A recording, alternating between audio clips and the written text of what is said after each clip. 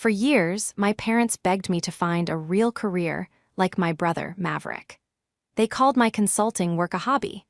They didn't know I'd just been appointed the interim CEO of his new company, so I called a mandatory meeting and introduced myself. This is where the story truly begins, and you won't want to miss what happens. Make sure you're subscribed to see it through to the end. We're always curious. Where in the world are you all watching from today? Let us know in the comments. The migraine was splitting my head open like a ripe melon dropped on concrete. It wasn't just a headache.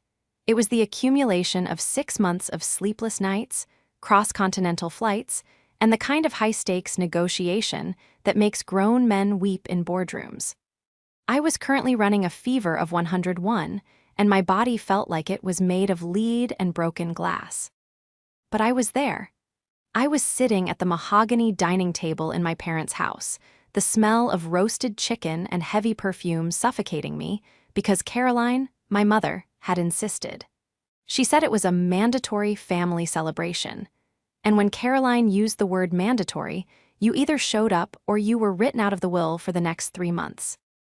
"Evelyn, you look dreadful," Caroline said, not with concern but with a distinct tone of annoyance. She placed a heavy serving platter of potatoes in the center of the table, the porcelain clinking sharply against the glass protector. "Have you been staring at that computer screen all day again? I've told you, it ruins your complexion. You look gray."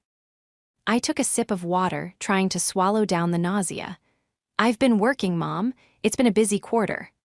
"Working?" Christian, my father, scoffed from the head of the table. He was carving the chicken with the precision of a surgeon and the warmth of a glacier. "Clicking buttons in your pajamas isn't working, Evie. It's freelancing. It's gig work. It's what people do when they can't handle the structure of the real world." I closed my eyes for a second, the familiar sting of their dismissal washing over me. "I run a consultancy, Dad. I specialize in corporate restructuring. It's not gig work." "Its instability is what it is," Christian corrected, pointing the carving knife at me for emphasis. "No benefits. No 401k matching. No ladder to climb. You're floating, Evelyn, and at 34, floating looks a lot like drowning." "Speaking of ladders," Caroline interrupted, her face lighting up as the front door swung open. The sudden shift in her demeanor was almost blinding. She went from critical matriarch to adoring fan in a nanosecond. "The man of the hour is here." Maverick walked in. My older brother, the golden boy, the sun around which my parents' entire universe orbited. He was 36, handsome in a generic, catalog model sort of way, and wearing a suit that cost more than my first car. He tossed his keys on the sideboard with a heavy clatter, announcing his presence with the volume of someone who expects to be applauded just for existing. "Sorry I'm late," Maverick said, grinning as he loosened his tie. Traffic coming out of the city was a nightmare, but when you're driving the new company lease, you don't mind sitting in it. "The Audi?" Christian asked, his eyes gleaming. "The Audi," Maverick confirmed, sliding into the seat opposite me. He barely looked at me. "Hey, Evie, still sick?" "Hi, Maverick," I rasped. "We were just waiting for you to make the announcement properly," Caroline gushed, pouring him a glass of wine before he even asked. "Tell us everything." Maverick leaned back, expanding his chest, soaking in the admiration. "Well, it's official. As of Monday, I am the new regional sales director for Vanguard Logistics. Base salary is up 40%, full benefits package, stock options, and of course the car." "Vanguard?" Christian slammed his hand on the table triumphantly. "Now that is a company, that is a legacy firm. Global reach, solid stock. That is a real job, son. I am so proud of you." "They really rolled out the red carpet," Maverick continued, taking a long drink of wine. "The VP of sales told me they need new blood to shake things up, said the old guard is too slow. They want a shark, and apparently I'm the shark." "You certainly are," Caroline beamed, reaching across to pat his hand. Then her eyes flicked to me, the warmth instantly evaporating. "You see, Evelyn, this is what we mean. Maverick has security, he has a title, he has a future. You can't play on your laptop forever. Eventually, you have to grow up and get a real job like your brother." The room spun slightly. I gripped the edge of the table. "I'm happy for you, Maverick," I said, my voice tight. "But Vanguard, are you sure that's a safe bet right now? I read some reports." "Oh, stop it," Maverick snapped, his smile dropping into a sneer. "Don't try to rain on my parade just because you're jealous, Evie. You read a blow." G-post? A tweet. Vanguard is a titan, but I wouldn't expect someone who works in their living room to understand corporate stability. "I'm just saying," I pressed, despite the pounding in my head. "Their Q3 earnings were delayed twice. That's usually a red flag." "Enough," Christian barked. "We will not have this jealousy at the dinner table. Your brother just landed a massive executive role. You should be taking notes, not criticizing. Maybe if you humbled yourself, Maverick could put in a word for you. Get you something in entry-level admin. Get you some health insurance." I looked at them. I looked at Maverick's smug grin, my father's disdain, my mother's disappointment. They saw a failure. They saw a woman in pajamas. They didn't know that the reports I read were the confidential financial audits sitting on my encrypted server at home. The betrayal wasn't that they preferred him. It was that they assumed I was worthless simply because they didn't understand what I did. "I don't need a job at Vanguard, Dad," I said quietly. "Clearly," Maverick laughed, biting into a roll. "They don't hire hobbyists." The betrayal was worse than the diagnosis itself, worse than the fever burning through my veins. It was the absolute certainty that they enjoyed seeing me small. The dinner dragged on for 2 hours. 2 hours of Maverick recounting the interview process, the handshake with the vice president, the specifications of the office he would be occupying on the 40th floor. He talked about the executive dining room and the corporate retreat in Aspen as if he had personally built the company from the ground up. I sat there, pushing peas around my plate, my silence interpreted as sulking. "You really should look into a data entry role, Evelyn," Caroline said as we moved to the living room for coffee. She was holding a cup of decaf, staring at me with that pitying look that hurts more than anger. "I'm sure Maverick could ask HR, just something to get you out of the house. You're 34. It's not healthy to be so isolated." "I'm not isolated, Mom. I have a team. They're just remote." "Imaginary friends," Maverick joked from the armchair. He was scrolling through his phone, probably updating his LinkedIn status to incoming director. "She has imaginary friends, Mom. Leave her be." "I have clients," I said, my patience fraying like a rope over a sharp edge. "International clients." "Sure, Evie," Maverick said, not looking up. "Is the client in the room with us right now?" Christian chuckled. "Don't be cruel, son. She tries in her own way." I checked my watch. 8:30 p.m. In exactly 30 minutes, the embargo on the press release would lift. My phone buzzed in my pocket. It was an encrypted message from the firm, the elite crisis management group that contracted me for the impossible jobs. Subject: Operation Vanguard. Status: Board approval confirmed. Signatures ratified. Role: Interim CEO/Chief Restructuring Officer. Start date: Effective immediately. Mandate: Total liquidation of incompetent leadership. Stabilize assets. Prepare for acquisition. I stared at the screen. The irony was so thick I could taste it like metal. Vanguard Logistics wasn't just in trouble, as I had hinted to Maverick. It was rotting from the inside out. The board of directors had panicked after the CEO fled the country amid an embezzlement scandal that hadn't hit the news yet. They needed a cleaner. They needed an executioner. They hired me. "Everything okay in Fantasyland?" Maverick asked, catching me staring at my phone. "Get a new level on Candy Crush." I looked up at him. For the first time all night, the headache receded, replaced by a cold, crystalline clarity. He was so proud. He was so incredibly arrogant about boarding a sinking ship, convinced he was the captain, not realizing he was just cargo. "Actually," I said, tucking the phone away, "I just got some interesting news." "Oh?" Caroline asked, half listening as she adjusted a pillow. My hobby just landed a new contract, I said, keeping my voice even. A big one. That's nice, dear, Christian said dismissively. Maybe you can pay for your own gas this month. Yeah, congrats on the $50, Maverick smirked. But seriously, Evie, I'm going to need you to move your car. I parked the Audi behind you, and I don't want you dinging it when you back out that rust bucket of yours. I stood up, my legs feeling surprisingly steady. I'll move it right now. I should get going anyway. I have a very early start on Monday. Monday, Maverick laughed. What happens Monday? Do the servers reset? Something like that, I said, pulling on my coat. As I walked to the door, Maverick called out one last piece of advice. Hey, seriously. If you want to apply at Vanguard, do it before I start on Monday.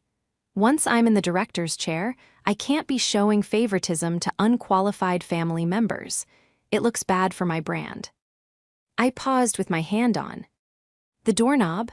I looked back at them, a tableau of suburban judgment.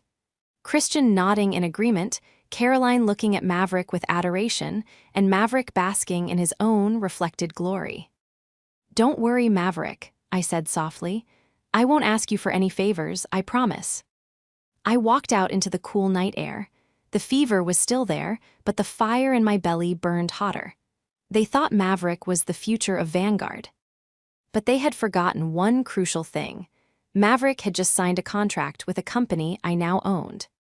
To understand why this hurt so much, you have to understand the history.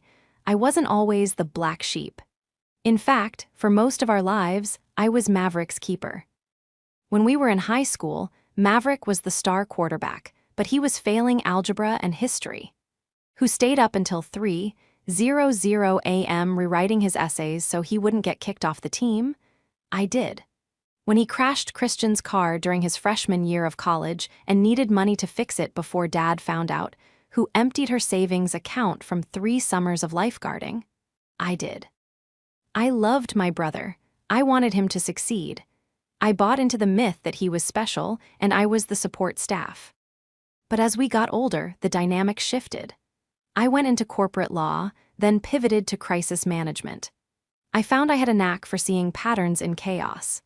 I worked hard, 80-hour weeks, no holidays, building a reputation in a shadow industry where you don't get public accolades, you just get giant wire transfers and ironclad NDAs. Maverick, on the other hand, coasted.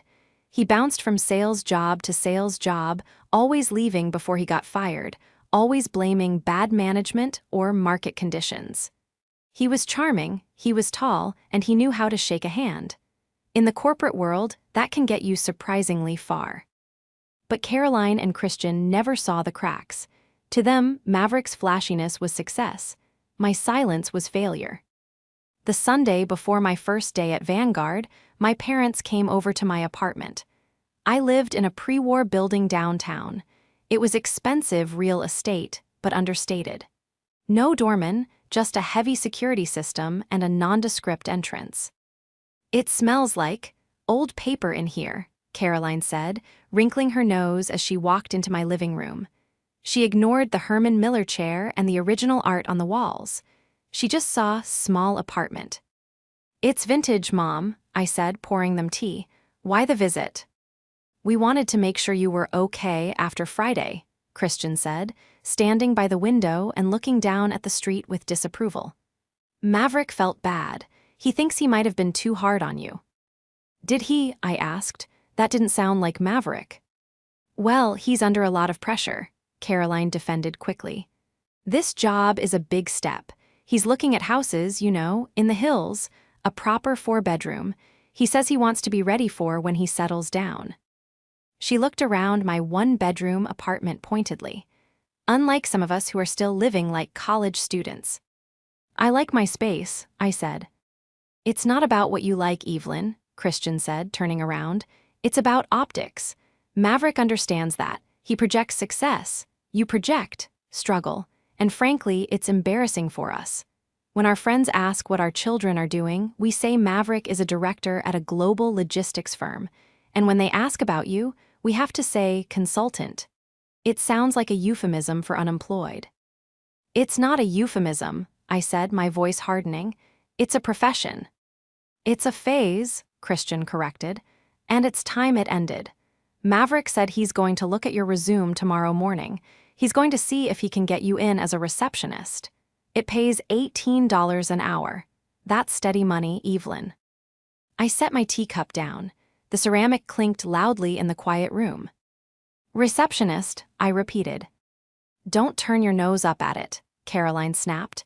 It would be a kindness. He's risking his reputation for you. The least you can do is be grateful. He's going to be a very important man there. You could learn a lot from him. I looked at them, really looked at them. They weren't bad people, intrinsically. But they were blinded by a narrative they had written decades ago. Maverick the prince, Evelyn the servant. Nothing I did would ever change that story for them. I could buy the moon, and they'd ask why Maverick didn't get the first flag on it. I won't be applying for the receptionist job, I said clearly. Stubborn, Christian muttered, shaking his head. Just like always, you'd rather starve than admit you need help.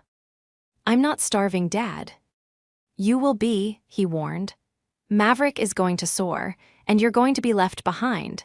Don't come crying to us when he's running that place and you're still sitting in this apartment. They left 10 minutes later. They had to go meet Maverick for a celebratory brunch. I wasn't. Tea invited. I locked the door behind them and walked to my home office. I sat down at my desk and unlocked my secure terminal. The Vanguard organizational chart filled the left screen. There in the new hires pending onboarding queue was Maverick's profile. Name, Maverick Vance. Role, Regional Sales Director. Salary, $185,000 plus commission. Reports to VP of Sales, Simon Legree. I opened the file on Simon Legree. He was one of the executives flagged for gross negligence. He was on my termination list for day one. I looked at Maverick's face on the screen, his LinkedIn photo, smiling, confident, oblivious. He thought he was walking into a coronation. I opened the Executive Leadership node at the top of the chart. The box for CEO was currently blank. I typed in Evelyn Vance. Title, Interim Chief Executive Officer. I hit enter. The chart updated. My name sat at the very top, connected by a solid black line to everyone else, including Maverick. You're right, Dad, I whispered to the empty room. He is going to learn a lot from me. Monday morning arrived with the gray, steel-tinted light of a storm front moving in. It fitted my mood perfectly. I didn't wake up in my pajamas. I woke up at 5:00 a.m. and went through my ritual. A 5-mile run to clear the cortisol from my system, a shower cold enough to shock the nerves, and then the armor. For years, my family had only seen me in oversized sweaters and jeans, the uniform of the remote worker. Today, I put on the armor that the firm knew me by, a bespoke charcoal suit tailored in Milan, 3-inch stilettos that clicked on marble like gunshots, and a platinum watch that cost more than Maverick's beloved Audi. I pulled my hair back into a severe, sleek bun. I wasn't Evelyn the sister today. I was Evelyn Vance, the cleaner. I drove my rust bucket, a reliable, if aging, Volvo to a private garage 2 blocks from the Vanguard Logistics Tower. I didn't want my car seen in the executive lot yet. I needed the element of surprise. Entering the Vanguard building was a study in sensory details. The lobby was a cavern of glass and polished stone, smelling of floor wax and expensive coffee. I walked past the security desk. The guard, a heavy-set man named Miller who had been briefed by the board chairman over the weekend, stiffened as I approached. Ms. Vance, he nodded, his voice lowered. Your badge is ready. Access level Alpha. Thank you, Miller. Has Mr. Legree arrived? He's in the penthouse suite, ma'am. He arrived 20 minutes ago. And your brother just pulled in. He's parking in the reserved visitor spots. Let him park, I said, taking the heavy black access card. It makes him feel important. I took the private elevator to the 45th floor. The doors opened directly into the executive wing. It was quiet up here, insulated from the chaos of the logistics floor below. I walked straight to the CEO's office, a massive corner suite that had been vacant for 3 weeks. I didn't turn on the lights immediately. I stood by the floor-to-ceiling window, looking out over the city. This was the view Maverick bragged about, the view he thought he had earned. I sat down at the massive oak desk and booted up the terminal. My override codes granted me immediate access to the entire network. I didn't start with the financials. I already knew they were a disaster. I started with personnel. I pulled up Maverick's hiring file. I needed to know how he got this job. Maverick was a decent salesman, sure, but a regional director for a company this size? He was woefully underqualified. I found the email thread between Simon Legree, VP of Sales, and the former CEO. From S. Legree to CEO Legacy Subject, New Director Candidate. Found a perfect candidate for the Western region. Name is Maverick Vance. He's hungry, obsessed with the title, and significantly, he's not a details guy. He won't look twice at the shipping manifests if we tell him it's executive privilege. We can route the phantom shipments through his authorization codes. He'll sign anything if we give him a company car. Let's fast-track him. I felt a cold knot tighten in my stomach. It wasn't just nepotism or incompetence. It was a setup. Maverick wasn't the shark, he was the bait. Legree was using my brother as a liability shield. They were going to funnel illegal cargo or fraudulent invoices through Maverick's signature. And when the SEC or the auditors came knocking, Legree would claim ignorance and point the finger at the rogue regional director. Maverick would go to prison. Legree would retire to the Cayman Islands. I leaned back in the leather chair, the silence of the office pressing in on me. My parents were right about one thing: Maverick was going to be famous, but not in the way they thought. I had a choice. I could fire him immediately, save him from himself, and listen to my family scream at me for ruining his big break for the rest of my life. Or I could let him wow. K into the trap, and then dismantle it around him. I tapped the intercom button. This is Evelyn Vance. Send the general counsel to my office, immediately. By Tuesday afternoon, the rumor mill at Vanguard was spinning so fast it was generating its own gravity. The employees knew something was happening. They knew the board had appointed an interim fixer, but nobody knew who it was. I had remained in the CEO suite, issuing digital directives and freezing assets, invisible to the general population. I needed coffee, real coffee, not the sludge from the breakroom machine. I took the elevator down to the lobby cafe. It was a calculated risk, but I needed to gauge the atmosphere on the ground. I was standing at the counter, waiting for a double espresso, when I heard a familiar, booming laugh. "I'm telling you, the bonus structure is insane," Maverick was saying. He was standing near the entrance with 2 younger men, junior sales associates who looked at him with a mixture of awe and fear. Maverick was wearing a suit that was a shade too blue, his gestures expansive. "I'm already looking at boats. You guys like sailing." I tried to turn away, but he spotted me. The silence that followed was absolute. Maverick blinked, his brain trying to process my presence in his kingdom. He looked at my suit, the sharp tailoring, the stilettos, and his brow furrowed. But then the arrogance kicked back in. He assumed I was playing dress-up.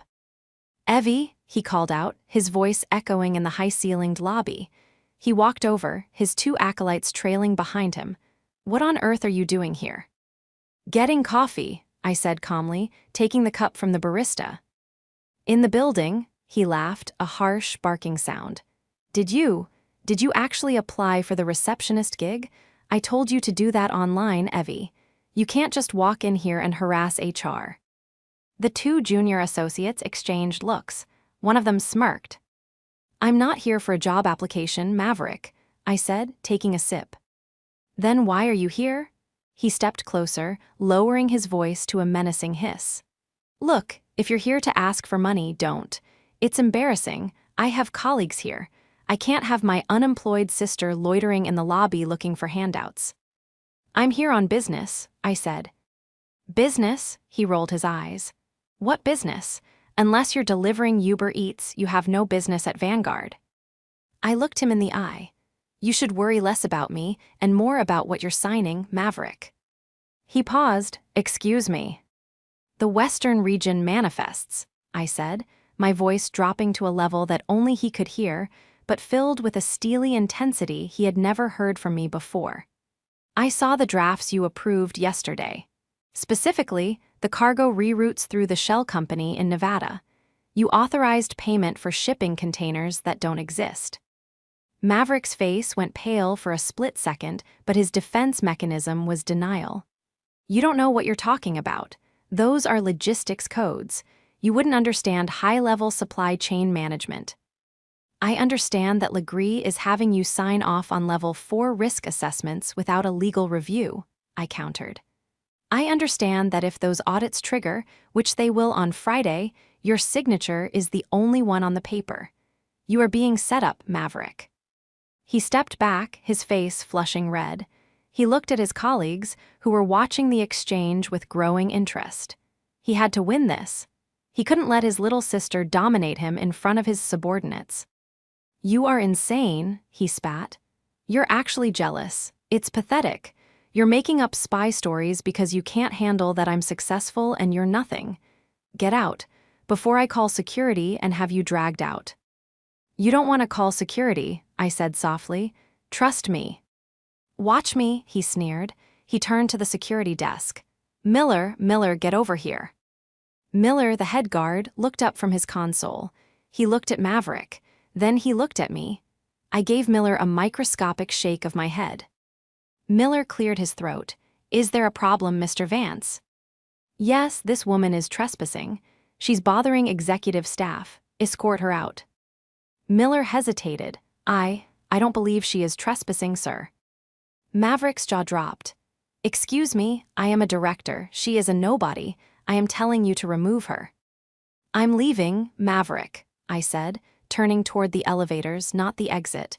I have a meeting to prepare for, and you should really read the employee handbook regarding harassment of senior staff. Senior staff? Maverick laughed, a desperate, incredulous sound. You're going up, you can't go up. That's the executive elevators. You need a badge.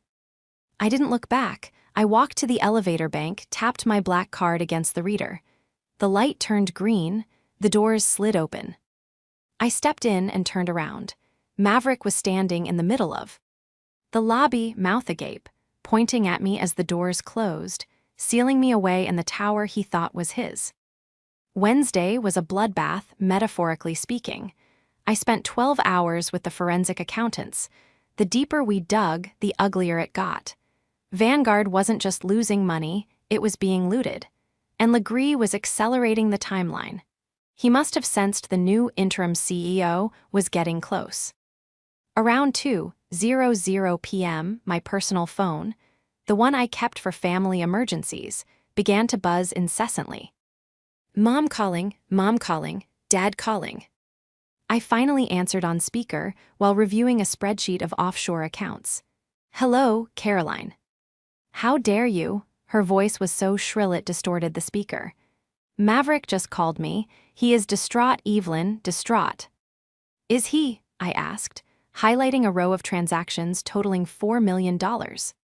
He said you came to his workplace and made a scene. He said you stole a security badge and tried to humiliate him in front of his team. What is wrong with you? Are you having a breakdown? I didn't steal a badge, Mom, and I didn't make a scene. He did. He said you were speaking nonsense about fake containers and prison time. Christian's voice joined in from the background. Trying to scare him, trying to undermine his confidence during his first week. It is sabotage, plain and simple. You are jealous and you are vindictive. I was trying to warn him, I said, rubbing my temples. Dad, listen to me. Maverick is in trouble. His boss is using him. I have proof that. I don't want to hear your conspiracy theories, Christian roared. You listen to me. You are forbidden from going to that building again. If you go near Maverick's office, we are cutting you off. No more family dinners. No more Christmas.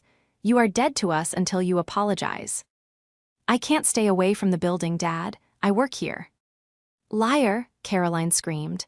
"You are a liar, Maverick. Check the employee directory. Your name isn't there."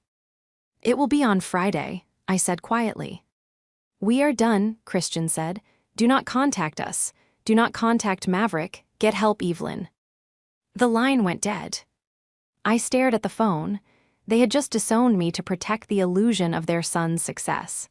It hurt, a sharp physical pain in my chest, but then I looked at the screen in front of me. A new email notification popped up. It was from Legree to Maverick. Subject: urgent authorization needed. Maverick, I need you to sign the attached liability waiver for the Singapore shipment. It's just a formality for the insurance. Do it now. I need it by 3 p.m. I opened the attachment. It wasn't a liability waiver. It was a confession. It was a document that transferred full legal responsibility for a series of toxic assets directly to the regional director of the Western region. If Maverick signed this, he wasn't just going to be fired. He would be liable for $20 million in environmental fines. I had to stop him, not as a sister, but as the CEO preventing a legal catastrophe for the company. I couldn't call him, he wouldn't answer. I couldn't go down there, he'd cause a scene that would alert Legree. I picked up the internal phone and dialed Legree's extension. Legree speaking. His voice was oily, confident. "This is the interim CEO," I said. My voice was digitally altered, a standard precaution for initial contact in hostile takeovers. "I am reviewing the Singapore files." There was a silence on the other end. I wasn't aware we had a new CEO yet. I thought the board was still deliberating. "I have been here since Monday, Simon, and I am looking at the waiver you just sent to Mr. Vance." "That," Legree laughed nervously. "Standard procedure, just paperwork." "If Mr. Vance signs that document," I said, "I will consider it an act of conspiracy to commit fraud by both of you. Do not let him sign it." "Who is this?" Legree demanded, his voice dropping. "You can't just—" "I am the person who owns your email server, Simon. Meeting. Boardroom A Friday at 9:00 a.m. All hands." I hung up. I checked the server logs. Legree had recalled the email. Maverick hadn't signed it yet. I had saved him from the bullet, but he didn't even know the gun was pointed at his head. Later that afternoon, I ordered a company-wide blast. To all staff from Office of the CEO subject. Mandatory all-hands meeting, Friday, 9:00 a.m. Agenda: strategic restructuring and leadership introduction. I watched the read receipts tick up by the thousands. Then, I saw a reply in the general chat channel from Maverick Vance. "Maverick Vance, Regional Director. Can't wait to meet the new boss. I've got some great ideas for the Western region to present. Let's show them how we do it at Vanguard." I leaned back, steepled my fingers, and watched the cursor blink. "Oh, you'll meet the boss, Maverick," I whispered. "And you're definitely going to show everyone exactly how you do it." The trap was set. The investigation was complete. I had the PDFs, the emails, and the bank transfers. All that was left was the execution. The Vanguard Logistics Auditorium was a cavernous space designed to intimidate. 500 seats, tiered in a steep semicircle around a stage that looked more like an altar than a presentation platform. The air was recycled and cold, smelling of nervous sweat and industrial carpet cleaner. I stood in the wings, hidden by the heavy velvet curtain. I watched the feed on a monitor mounted to the wall. The room was packed. Every regional director, every VP, every manager was there. And in the third row, center stage, sat Maverick. He had somehow managed to get guest passes. Sitting next to him were Caroline and Christian. My parents were dressed for a coronation. Caroline was wearing her Sunday best hat, and Christian was beaming, shaking hands with people who had no idea who he was. They looked like royalty visiting their subjects. Maverick looked like the crown prince, leaning back with one arm draped over the empty seat next to him, laughing loudly at something a junior associate said. He was waiting for the CEO to praise him. He was waiting to be paraded as the future of the company. "Ms. Vance," The board chairman, a stoic man named Arthur Sterling, stood beside me. "We are ready." "Thank you, Arthur. Remember the cue." "I remember," he said, adjusting his tie. "Good luck out there, it's a mess." "It won't be for long," I said. Arthur walked out onto the stage. The murmuring in the room died down to a respectful hush. Maverick sat up straighter, nudging our father. I could almost hear him saying, "Watch this." "Good morning," Arthur said into the microphone. "As you know, Vanguard has been navigating turbulent waters. Leadership requires vision, but more importantly, it requires integrity. The board has conducted an exhaustive search for a chief executive who can not only steer the ship, but clean the engine room. I am proud to introduce your new CEO." He paused, the room held its breath. "Please welcome, Evelyn Vance." Arthur stepped back, I walked out. The silence that greeted me wasn't the silence of respect. It was the silence of cognitive dissonance. 500 brains were trying to process the image. I walked to the podium, placing my laptop on the lectern. I plugged in the HDMI cable. The massive screen behind me flickered to life, displaying the Vanguard logo. I looked out at the audience. I found the third row. Maverick's face was a mask of frozen confusion. His mouth was slightly open. Caroline was squinting, as if trying to bring me into focus, while Christian looked like he had swallowed a lemon whole. "Good morning," I said, my voice amplified, crisp and commanding. "I am Evelyn Vance. For the past week, I have been conducting a forensic audit of this company's operations." "What is this?" The shout came from the third row. Maverick stood up. He couldn't help himself. The cognitive dissonance had snapped. "Maverick, sit down," Christian hissed, tugging at his jacket. "No," Maverick shouted, looking around at his colleagues with a desperate, wild grin. "This is a joke, right? This is a prank? That's my sister. She's a freelancer. She doesn't work here. She's mentally unstable." The room gasped. Security started to move from the sides, but I held up a hand. "Mr. Vance," I said, my voice cutting through the noise like a scalpel. "You are currently the regional director of the Western Division. Is that correct?" "You know it is," Maverick yelled, his face turning beet red. "Get off the stage, Evelyn. You are embarrassing the family. Security, why aren't you doing anything?" "I am the CEO, Mr. Vance," I said calmly. "And if you sit down, you might learn why you were hired." "I was hired because I'm the best." "No," I said. I hit a key on my laptop. The screen behind me changed. It wasn't a slide of growth charts. It was an email. The font was blown up to be 20 feet tall. From S. Legree subject, the scapegoat target, Maverick Vance notes, "He's perfect. Arrogant, ambitious, and doesn't read the fine print. We can funnel the toxic assets through his signature. When the SEC hits, he takes the fall. He'll be too busy admiring his title to notice he's signing his own arrest warrant." A collective gasp sucked the air out of the room. It was a physical sound, a wave of shock. Maverick stood there, frozen. He read the words. He read them again. The color drained from his face so fast he looked like a corpse. He slumped back into his seat, his legs giving out. "This is a fabrication." Simon Legree jumped up from the front row. He was sweating, his eyes darting toward the exits. "This is a deep fake. She hacked the system. She's lying." "Mr. Legree," I said, my voice dropping an octave, becoming dangerous. "I didn't hack the system. I own the system. And I also have the Singapore waiver you tried to get Maverick to sign yesterday." "Why?" I clicked the next slide. The document appeared, with Legree's digital signature already affixed, waiting for the countersign. "This document," I explained to the silent room, "would have transferred $20 million of illegal debt onto Maverick Vance personally. It would have ruined him. It would have sent him to federal prison for a minimum of 15 years. I looked directly at Maverick.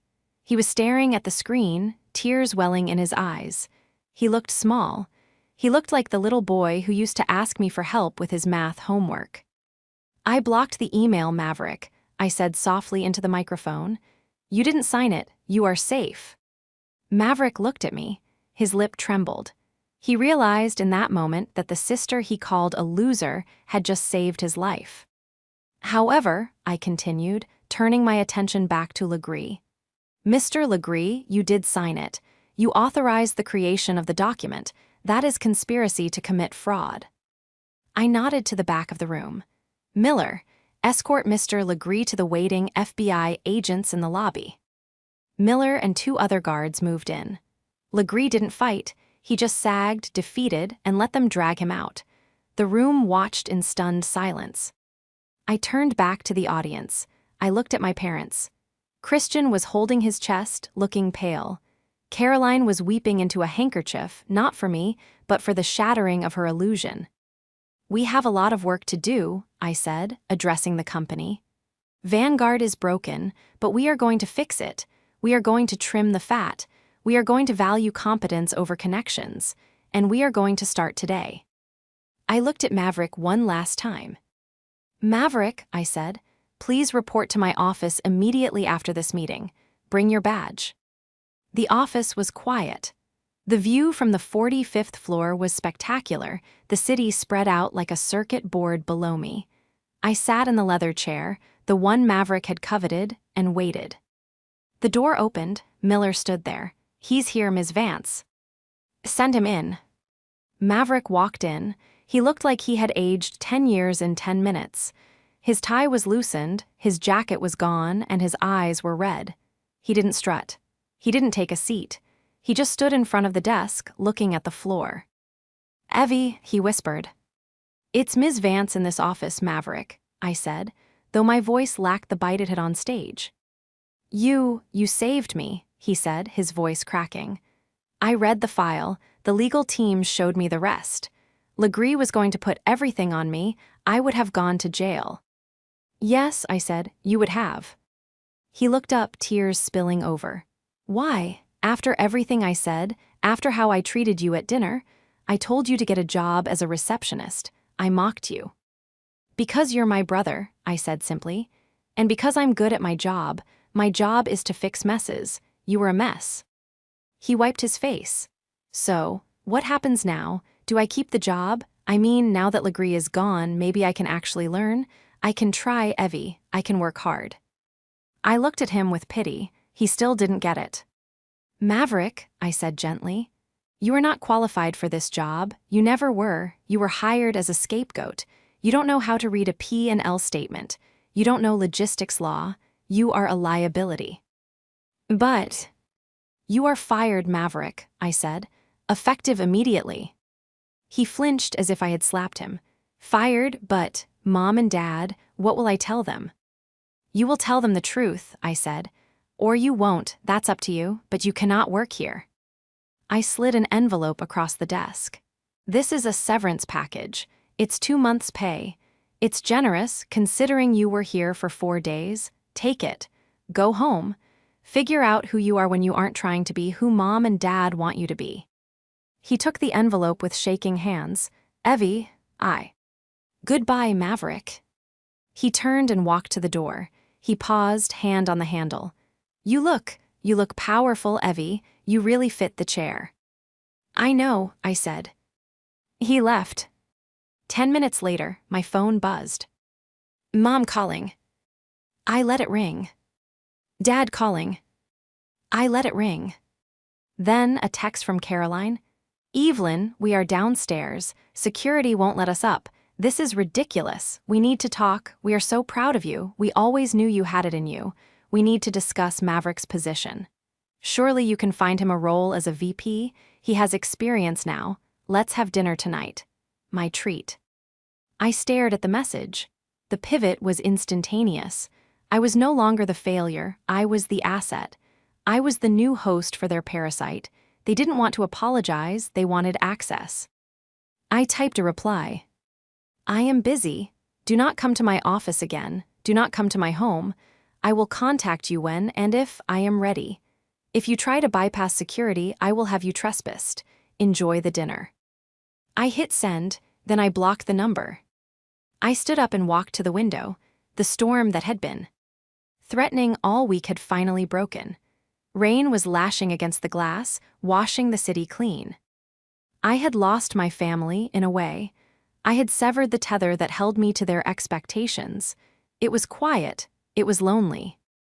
But as I looked at my reflection in the dark glass, the sharp suit, the tired but clear eyes, I realized something. I wasn't drowning. I was finally truly breathing.